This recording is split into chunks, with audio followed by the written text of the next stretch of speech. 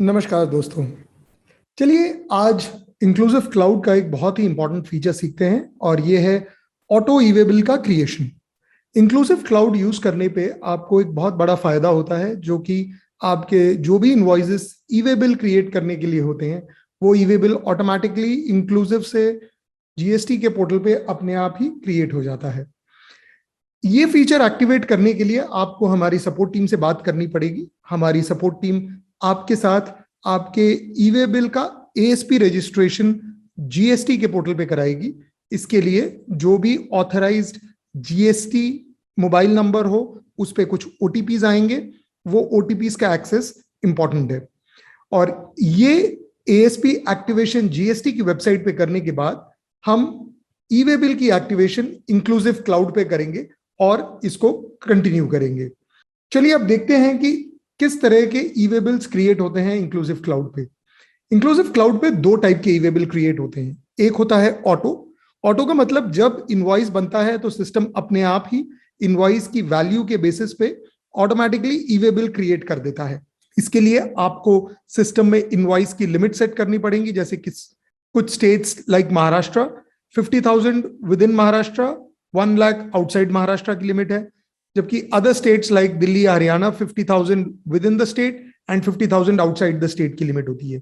तो ये लिमिट आप सेट कर सकते हैं। और ये जो ऑटोमेटिक है ये सब सिर्फ थर्ड पार्टी कोरियर या लॉजिस्टिक्स के साथ काम करेगा जिसका जीएसटीएन नंबर सिस्टम में अवेलेबल हो। इसके अलावा भी कुछ बिजनेसेस ऐसे होते हैं जो अपनी ही गाड़ी में माल डिलीवर करते हैं। उसके लिए हमारे पास एक मैन्युअल ईवे बिल ऑप्शन है जिसके अंदर आप अपना गाड़ी नंबर डालें और वो e-way bill at the click of a button create कर देता है। और ये सबसे बढ़िया होता है जब आपकी खुद की गाड़ी होती है और गाड़ी का नंबर आपको लास्ट मोमेंट पे अवेलेबल होता है। और ये even third party courier companies के साथ काम करता है। तो चलिए let's get into the software and understand ये फीचर कैसे यूज किया जाए।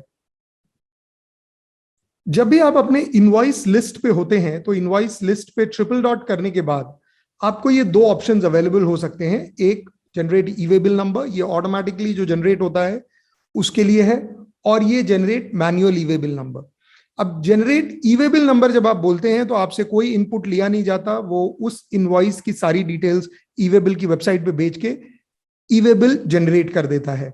जब आप मैन्युअल ईवे बिल जनरेट करना चाहते हैं तो वो आपसे कुछ चीजें पूछता है कि आपको ये गाड़ी खुद की गाड़ी से भेजनी है। अगर खुद की गाड़ी से भेजनी है तो गाड़ी का नंबर, गाड़ी का टाइप और कस्टमर का पिन कोड पूछता है।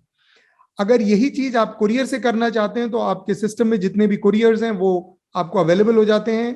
कुरियर और मोड सेलेक्ट करने पे यदि कुरियर मास्टर में जीएसटीएन नंबर प्रोवाइडेड हो तो जीएसटीएन नंबर मिल जाता है। यदि आपको ये जीएसटीएन नंबर चेंज करना हो तो आप इसे चेंज कर सकते हैं। और यहीं से अगर कस्टमर या कुरियर मास्टर में इसे जीएसटीएन को ऐड करना हो तो वो आप ऐड भी कर सकते हैं। यहाँ पे एज यूजुअल कस्टमर का पिन कोड और जनरेट ईवे बिल बोलने पे आपका ईवे बिल जनरेट हो जाएगा। इससे आपकी जो पूरी एफर्ट ईवे बिल के वेबसाइट पे जाना, ये पूरी इंफॉर्मेशन वहां फीड करना, ये पूरे एफर्ट से आपको राहत मिल जाती है ना। सिंपल, सीखते रहें विद इंक्लूसिव क्लाउड।